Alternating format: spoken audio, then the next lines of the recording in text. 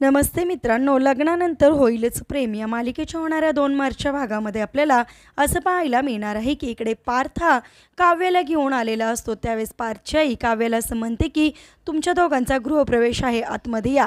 त्या क्षणी पार्थ आणि काव्याच्या मागून लगेच जीवा आणि नंदिनी सुद्धा लग्न करून आलेले आपल्याला पाहायला मिळतात। त्यावेळेस पार्थची आई जीवा ये पुढे असं म्हणता क्षणी काव्या मागे वळून बघते, तेव्हा इकडे जीवाचं लग्न नंदिनी बरोबर झालेलं बघून तिला फार मोठा धक्का बसतो आणि ती म्हणते, जीवा आणि नंदिनी ताई तू, असं बघता क्षणी तिला फार मोठा धक्का बसतो।